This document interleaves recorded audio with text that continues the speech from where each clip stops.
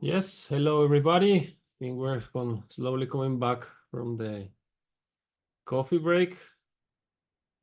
We will start with the last part of our student event for today, the last lectures before the closing ceremony and the social event later on in Gathertown. So welcome back to those who are connecting at the moment. I think we have our next speaker ready. I saw Matteo somewhere. Yes, there is Matteo. Ciao. So, ciao, Matteo.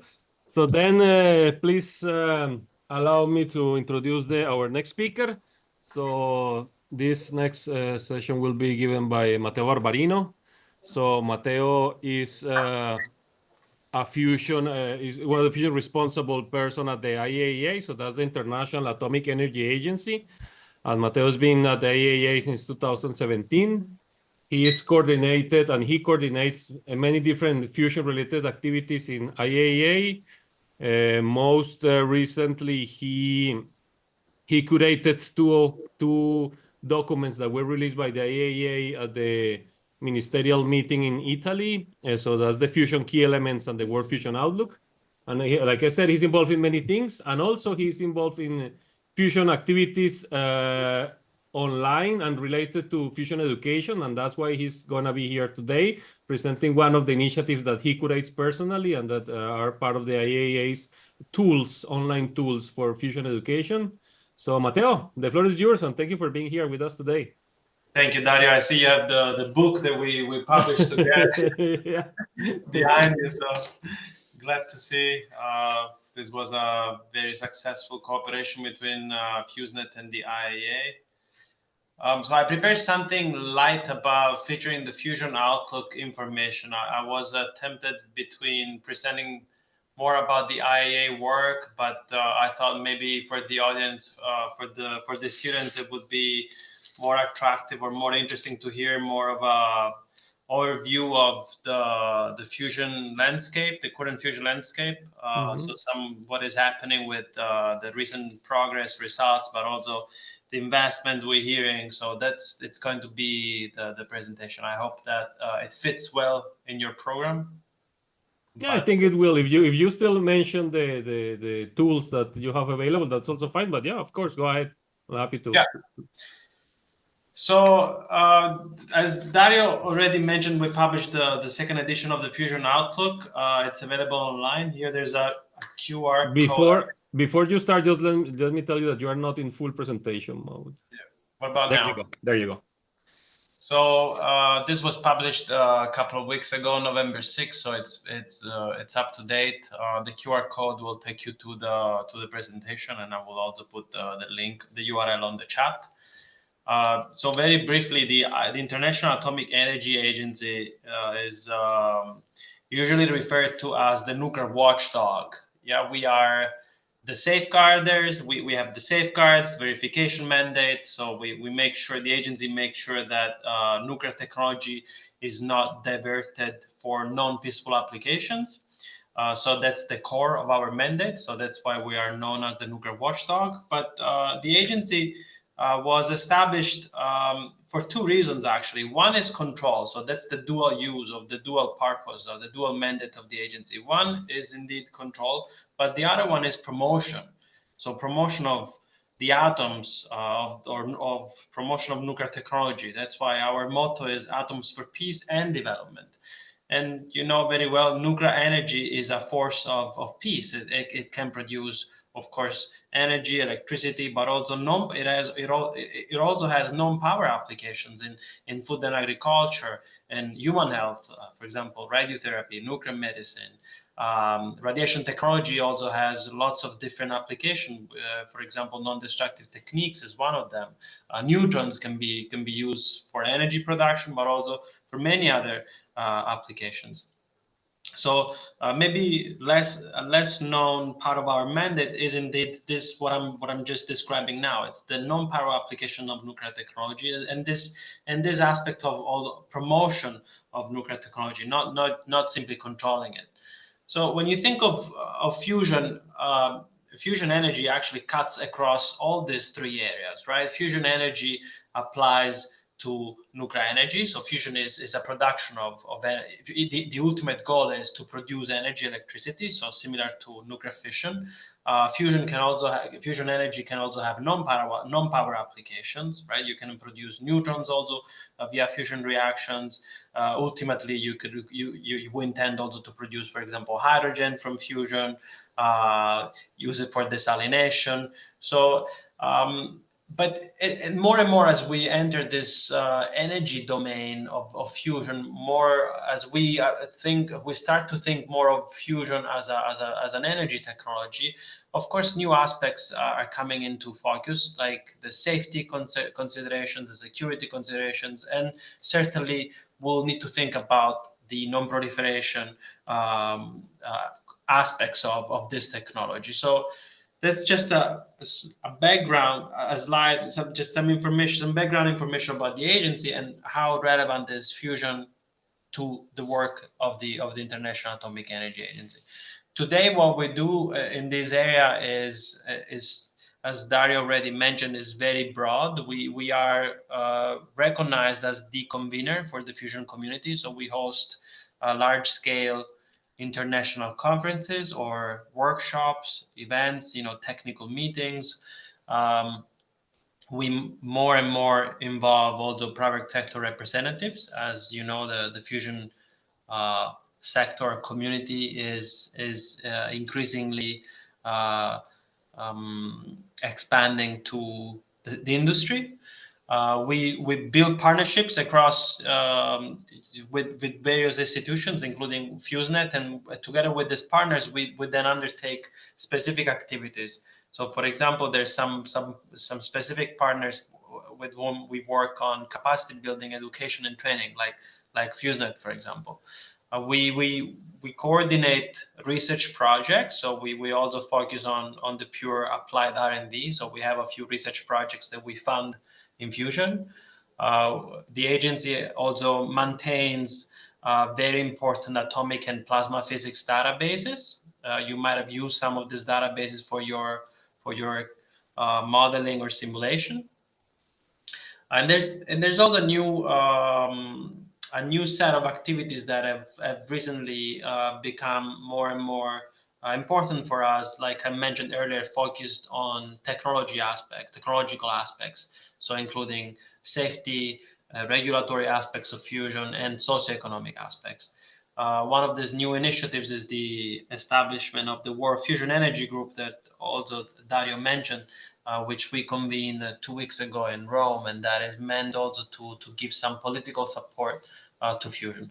So the agency, if you may, is at the intersection of policy and science, right? That our role is to bring together, from one side, the policymakers, governments, industry as well, and on the other side, we have a scientific heart, and that so we try to further scientific progress and research with the activities we do, keeping in mind important aspects such as also capacity building, workforce development, education. So we really cover a wide spectrum of activities. Okay. So what I'm going to give you is this fusion outlook. It's an outlook on fusion energy, where we are in the whole energy context. So I'm sure you all know that energy production today is dependent on fossil fuels, and is becoming more and more problematic. Climate change, and we're all perceiving it. Because of that, there's been a push in the last years on non-fossil fuel-based energy sources, and there's been a lot of progress being made in these areas, both technologically but also economically. So you can see here, this is some data from the recent International Energy Agency World Energy Outlook publication that shows you how solar, wind, battery and EV battery storage and EV batteries, they're all going down. So there's some substantial progress being made in that in these technologies. This might bring the question that many poses: fusion is always the energy of the future. It's always 10, 20, 30 years away, and it might not arrive on time. If we think of these climate targets that we all have as 2050, right? We need to reach net zero by 2050. And here you see from this graph how difficult, this is also from the IAEA World Energy Outlook, this graph shows you how difficult it is to decarbonize our society. There's a big chunk of energy production that comes from natural gas, oil, and coal, and very little still today from nuclear, renewables, and other forms. So there's a big chunk of energy that we will need to cover, or we'll need to find alternative ways of producing as we move towards 2050, keeping in mind that the world is not finishing beyond 2050. So is fusion going to make it?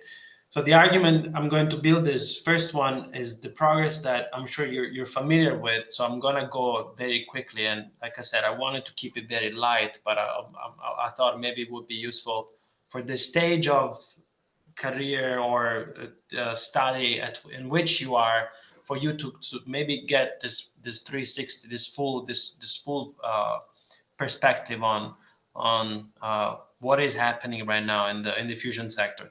So there's been tremendous progress over the last couple of years. You've all heard about the ignition that has been achieved at the National Ignition Facility in the US. So this shows you the progress that has been made at that facility from the inception in the 60s, 70s, and then of course the first experiments to the last 5 shots after December 22, where they reached 5-time ignition, to the point that in 2024 in February they reached a target gain of over 2. So from roughly 2 megajoule of energy injection energy from the laser system, they produced 5.2 megajoule of energy. So this is completely, although we all know this is an inertial confinement fusion facility, and it's not a power plant type facility, or it's not a power plant scale facility, this changed the perception about fusion energy in the public more than it did for us scientists or engineers, because it really changes the game. Right now, fusion we have reached for the first time the stage of producing more energy out than the energy in. There was also this very important results produced at the JET tokamaks. I'm sure these have been covered already today, but you're familiar with them. There was again this DT, the Tritium campaign, which was run at JET. This 69 megajoule of energy produced, but also the fact that it showed the predictability of what the model tells and what we're able to do experimentally in this type of machines, and also how well this machine scales vis-a-vis the ITER machine being built in south of France. And then even as important is the fact that we have now started this JET decommissioning, which will also inform on other aspects, right? Not only on the scientific aspects, but it will inform on the technology aspects of fusion energy. So how to handle the in-vessel material of such a facility, which has been running with DT, so has been material is activated because of the 14 MeV neutrons. And last but not least, ITER is progressing to this new baseline. There was some difficulties over the last 2 years, which have been addressed by the ITER organization. Assembly has now restarted, and again, probably you've heard that there's a new baseline with the starts of experiments now planned for 2034.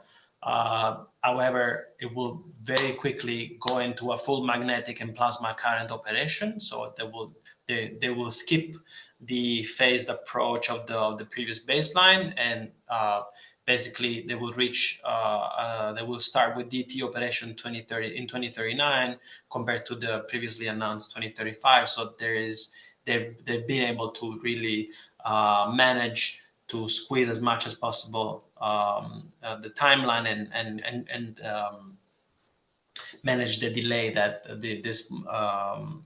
this malformation or components malformation have caused. There's a lot of progress also over the news, more and more, as you might have seen. There's every day or every week there seems to be a new fusion breakthrough. Of course, we need to take that into perspective, right? I mean, there's one of course there shouldn't be. We want to avoid too much hype around fusion energy, but on the other hand, it's good to keep the public informed so that we can also keep the level of investment and support as we move towards fusion development.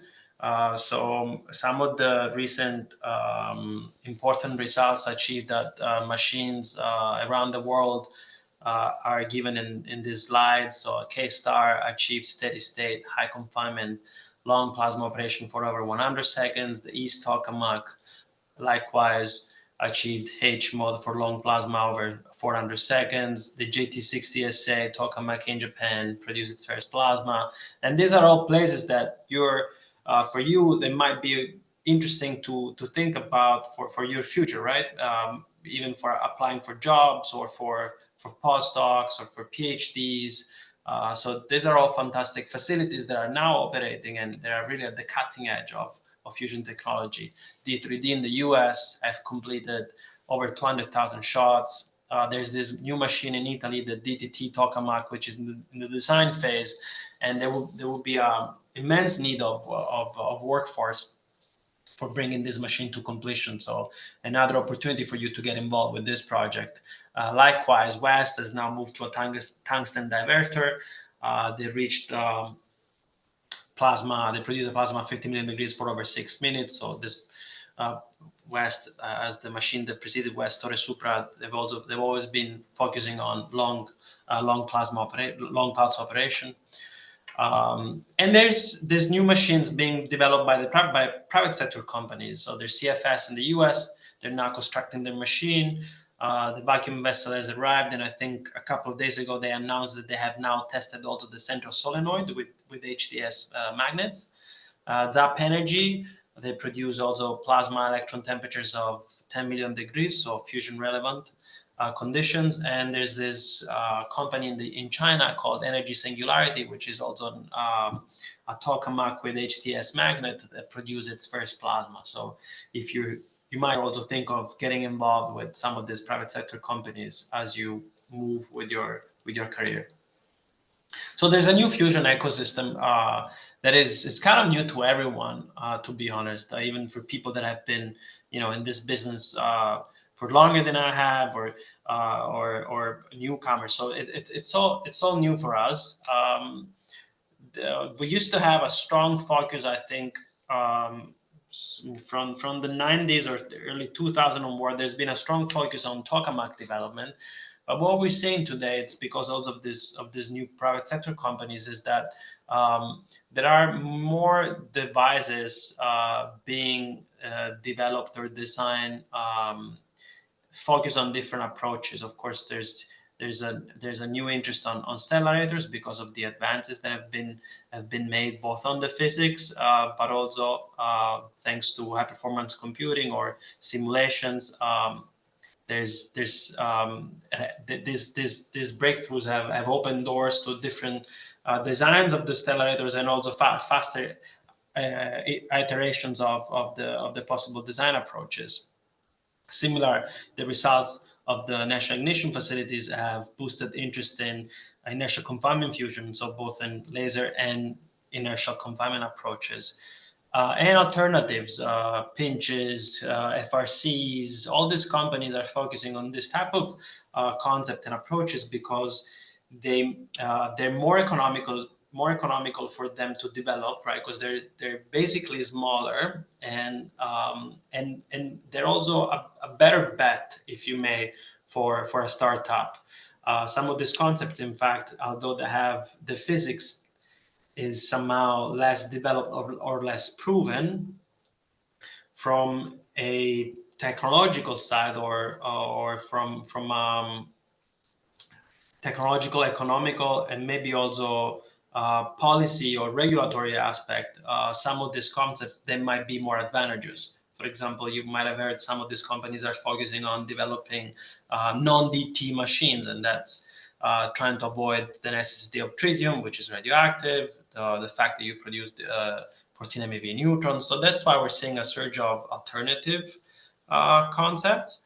But there's also a focus on fusion plants. So the graph on the left here shows you that there's, I think as of today, there's 140 experimental machines and roughly more than 20 fusion plants across the world, with 7 in Europe and at least 8 being planned in North America. Of course, the fusion plants, they're all sort of under design, right? There's nobody's building a fusion plant yet.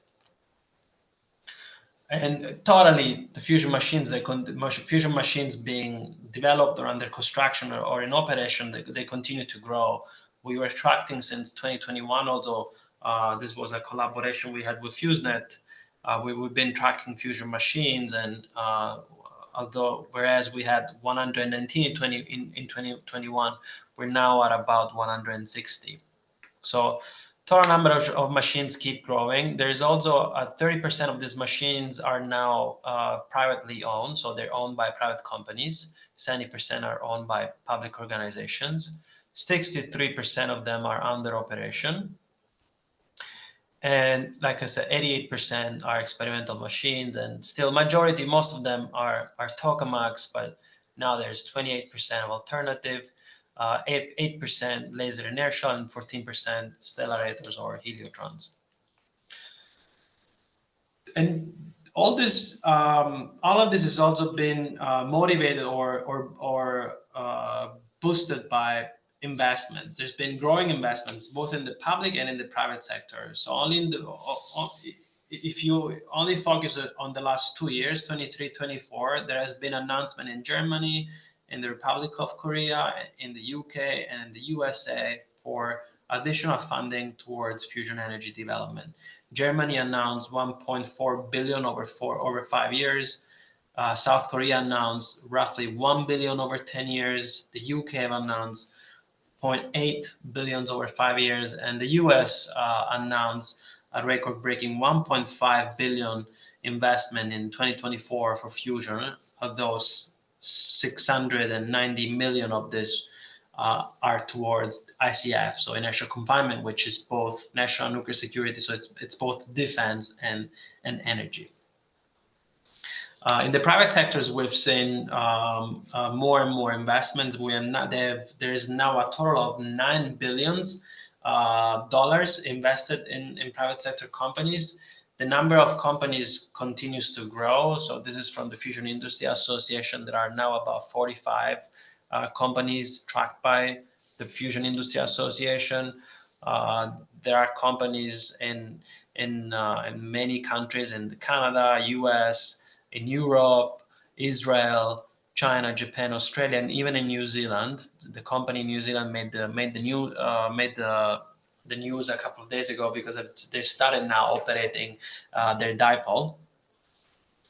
Of course, majority of these companies are still in the US. There's 25 of 45 companies are located in the US, but there's at least three companies in the UK, in Germany, in China, in Japan. So it's becoming more and more a reality also in Europe, with, I think, maybe the main player here, players being the UK and Germany at the moment. And I think also a consideration here is that of these companies in Germany and the UK, there's also some sort of balance between approaches. For example, in Germany, private sector companies, Proxima Fusion is developing a stellarator, but then you have two laser companies, Marvel Fusion and Focus Energy. And in the UK, you have, I think, two MFE companies and the inertial confinement fusion company called First Light. So again, what we discussed just earlier, these companies are really also pursuing non-conventional approaches, so to say. And investments keep growing. This is from the Fusion Energy Base. It's another website curated by one of our colleagues. It's called Sam Wurzel, is running the Fusion Energy Base. It's a very interesting website with lots of useful resources. I recommend you to check it out. And this is one of their latest graphs, shows you the amount of, so the total equity investments in fusion countries, fusion companies by country, yeah, from 2010 until 2024. And in green is the US, so it's investment in US companies, and in red is investment in Chinese companies. So in this magenta, no, it's maybe purple, and Canada is red. But you can see that equity investments in China have also started to pick up. So there's a trend showing you that it's not only US anymore, but it's starting to become a global trend. And this next slide, shows you, it's the same graph, but it shows you the 3-year moving average in light green and the 5-year moving average in dark green. And although the 3-year moving average in light green seems to be flat from 23 to 24, over 5 years you see that it continues to grow. And some of these companies have received large amounts of capitals, like CFS, TAE. That there was now Pacific Fusion was announced two weeks ago. They released they announced almost a $1 billion investment. So some of these companies that now seem to have substantial capital for at least develop some experimental or demonstration machines. So in the next couple of slides, I'll talk about fusion pathways, and I'm going to show you some of the fusion plants under development. So like I mentioned earlier, we have tracked about 20 fusion plants, fusion plant concepts at various stages of development. Locations include Canada, China, Germany, Israel, Japan, Korea, Russian Federation, Sweden, UK, and the US. Of course, these plans, they don't really have, there's no coherence somehow in terms of size and also electric power performance or fuel. But if we really wanted to sketch, or if you were interested in understanding what constitutes a fusion plant, I'm showing you here a table which builds on a study which was published in the US a couple of years ago, which is called Bringing Fusion to the US Grid, and also a study performed by a company called Kyoto Fusioneering that shows you somehow the criteria for a fusion plant. I can send the slides to Dario later, but again, there's this. If you want to know more about this criteria, I recommend you to download the study called Bringing Fusion to the US Grid. I think the key of this in this table is the fact that at least a fusion plant or a fusion pilot plant will need to produce more than 50 megawatts electricity. Of course, it will need to have a QE, so a Q engineering larger than 1, so it will need to show electricity production and operate for several environmental cycles. In terms of economics, these machines, this first type of fusion pilot plants are expected to be costly. Overnight construction, however, the study points out that it should be less than 5 to 6 billion US to be affordable or to be a practical project. Some of the considerations on these tables are only related to a DT, a deuterium-tritium fusion plant. So they might not be entirely relevant for other fuels, but one may argue whether or not the technological readiness level of a non-DT fusion plant is conceivable over the next 5 to 10 years. These fusion plants have different timelines. Of course, there's some conservative timelines and some aggressive timelines. Some of the most aggressive timelines foresee some of these fusion plants to come online between now and 2035, and these are mostly these are mainly or only private companies that are promising or suggesting these aggressive timelines. Of course, because of the nature of a startup or the private company system, these groups are meant to give also such timelines and trying to pursue them, also because the need of attracting private capital and investments. Public fusion plant timelines, they're focused on from the 2040 onwards, with some governments or some countries having a more aggressive timelines, like for example China, that is now looking at a fusion plant by 2040 or 2035. The UK and now also Japan has announced a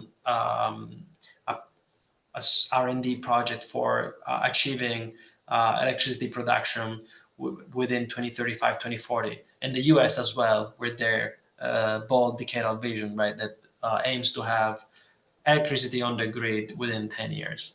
So the Eurofusion roadmap, I think it's been presented to you, and I think as of now foresees the EU demo to be operational by 2050, I think, unless maybe I don't know what was covered maybe in an earlier presentation, if it's moving as well.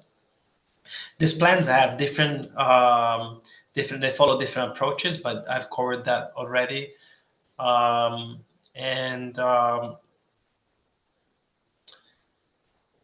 of these companies or some of these concepts are also benefiting, or they're based on some technological breakthrough, like for example high temperature superconducting magnets, or additive manufacturing has also been identified, or some of the possible accelerators for this concept. There was maybe some news which was published a couple of days ago that now the national ignition facilities, they've started to develop their capsule for every shot with 3D printing, and that might actually shorten the time needed for producing one of these capsules. There are an important aspects of this pathway to fusion energy production is also the legal and regulatory framework that fusion will have to adhere to.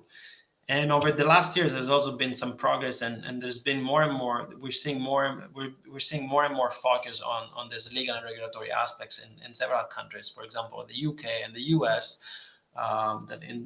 recently have announced that all planned prototype fusion energy machines will be regulated as particle accelerators, so not as fission machines in these countries. And more countries are increasingly advocating for a friendly and independent legal framework for fusion energy. So there's at least there seems to be some sort of coalition forming around the recognition of fusion being different compared to fission, and requiring fusion-specific legal and regulatory framework. So what is your role in all of this? And that's why I thought of keeping the presentation light and maybe trying to motivate your studies forward, and also your career path. There's never been so much need of workforce in fusion as today, and there's never been so many opportunities. So this is really the perfect time for you to continue to stay in this field. First of all, because we need you very much, and second, because there are opportunities for you. Like, this is really a very productive moment. You could join one of these labs, you could join one of these companies, and find a job opportunity quite easily. And even though you might be maybe more realistic and than optimistic, and you know, it's true that we've been on this path of fusion development for over 60 years. It is also true that the world will not end in 2030 or 2050 or 2070. So the end goal is not necessarily one of these dates that we're putting as the final date for reaching our climate goals. The world is going to continue to move even after 2050, even after the net zero target. So please stay, continue to put your work in, and stay in this exciting field, which will require scientists, engineers, technicians, but it will also require other kinds of professionals like lawyers, policymakers, diplomats, communication specialists. So no matter which path you may take, I think if I can call for your commitment to fusion energy, that's my main goal of today, and hopefully I was able to provide you also with some optimistic and cheering overview of what is happening in fusion. Dario, if I can cover anything else, I'm happy also to go through some of our web pages and show whatever you think it's more opportune for this public. Thank you. No, Matteo, thank you very much. I think this presentation was really good overview. So thank you so much for tailoring it like this, especially to have such a general overview of what fusion is from the perspective of the IAEA, which you have a global vision on the initiatives and the needs of fusion. So thank you so much for this. I think you have a lot of resources. So perhaps if you can share with me later on, we will share with the attendees on a email later with all the links from the presenters. So if you could please send me all the tools from the IAEA, we'll be happy to share them with the students and the attendees. Yep. I think we don't have time for questions live now, unfortunately, or Matteo, because we are really running short of time. But if you have any questions to Matteo, you can email him or during the chat. Matteo, if you stay a little bit longer, if there are any questions you want to address to Matteo, please do it on the chat. And thank you so much again for joining us today. We stay in touch for our future joint initiatives with IAEA. Yes. Yes. Thank you, Dario. Bye-bye. Bye.